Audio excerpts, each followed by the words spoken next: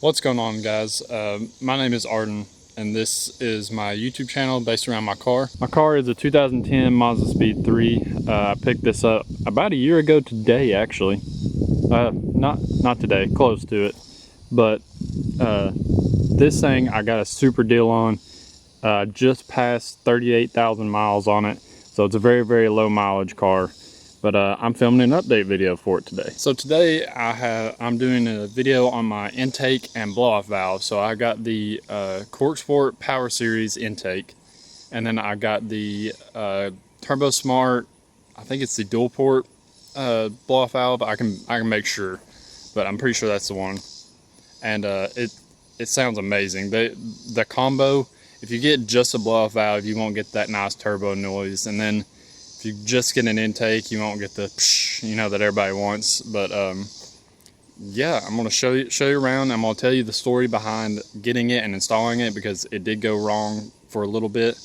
I apologize, I didn't film like the install video. I meant to, and then I got all the stuff in, and I was just way too excited to put it on, so I put it on immediately when I got it in the mail. So I was like, I probably should have filmed that, but I was way too excited, so I just threw it on. All right, here it is. This is the Corksport Power Series intake. Obviously, I went everything with red: the mass airflow sensor housing, the filter, and then all of the tubing and stuff I got red, like as you can see it. I did get the Power Series, which is the one that has the turbo inlet pipe that goes straight to the turbo. So yeah, that's that. And then this is the Turbosmart Dual-Port Blow valve. I did a little custom job, or tried to, and painted the inside of the Turbosmart logo and in these lines. I think it looks pretty cool. But yeah, it wasn't too difficult to install. The main hard part was trying to tighten the little clamps that go all the way to the turbo, and then taking off all of this stuff right here, like your ECU housing, and unplugging it, and then taking out your battery, and then the whole box has to come out so you can get to the turbo. That was kind of difficult, but overall it wasn't too bad.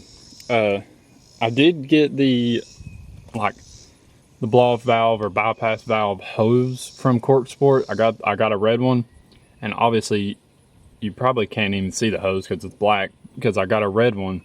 And funny story about that. So if you're thinking about getting the blow-off valve or bypass valve hose, don't. Here's why. When I went to, because first I didn't get this in until later, and I was gonna just install this and just have that done. So I had that hose in, and then my blow-off valve. When I went to put that hose on, it put the blow-off valve in a weird angle. So when I started the bolts in, I ended up breaking a bolt because it wasn't threaded right or something.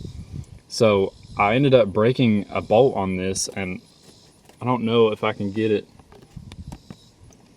a good view of it, but this bolt right here, you can see I have like a little washer type thing on it, because I had to get a new bolt because I broke it. And I had to, drill it out and all that sort of jazz. It was not fun. So I would not recommend putting on the blow valve hose from Corksport. I don't know if any of the other ones are better, but I tried to trim it, and when I trimmed it, it still did the same thing. It put it at a weird angle, so I couldn't thread the bolts in correctly. So I wouldn't recommend that. It sucked because I had to drill it out, and it was supposed to be like a 10-minute job. Just unbolt this, take off your two hoses, and then put the new one on. And it ended up being like 4 hours instead of 10 to 20 minutes. So yeah, that was kind of the mishap that happened. When you're putting on a new blow-off valve, I would be very, very careful to make sure that you have your bolts lined up right and all that stuff, because they break really, really easy. But yeah, overall install was fairly simple. It took me a little longer because of that situation. It kind of sucked because it was like 9 o'clock at night, and I had to run to the store to find a bolt that fit that, and then had to somehow figure out how to get it in there and get it to stay, and it's in there now. But yeah, that wasn't a very fun situation. But I'm gonna set up my cameras. I'm gonna get like an inside sound clip and outside, and then I'll take it for a drive, and so you can hear it, and so you can hear the inside and the outside. I'll do like a cold start. I'll get everything. And if you want more clips and stuff like that, just comment down below, and I'll try to get whatever type of clip you want. Like if you want with the windows down or something like that, I don't know. Just comment below if you want something else. Also, another little update, just while I'm kind of going around it. I tinted the windows. I work at a window tinting shop, so obviously I can do this kind of stuff. But if you're curious about the tint, it's super dark, very, very dark. But on all the side windows and the back window, pretty much everything but the windshield, I went 15% on it. It's pretty dang dark. And then I did a 40% on the whole windshield. So that's what really made it pretty dang dark. Before, it wasn't that bad, but the 40% on the windshield made it look really dark. But yeah, if you're in the East Tennessee area, you can hit me up. We do window tinting, we do truck accessories and stuff like that at Smoky Mountain Window Tinting. So if you need anything done, let me know.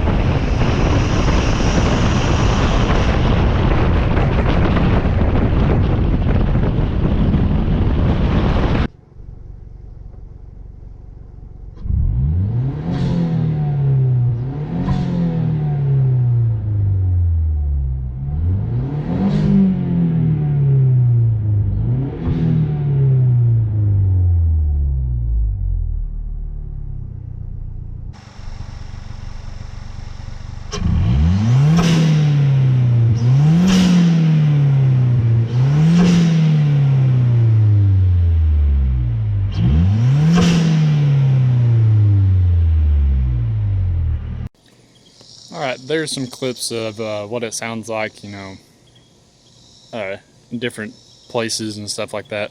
If you want some different clips or some more clips, just comment down below.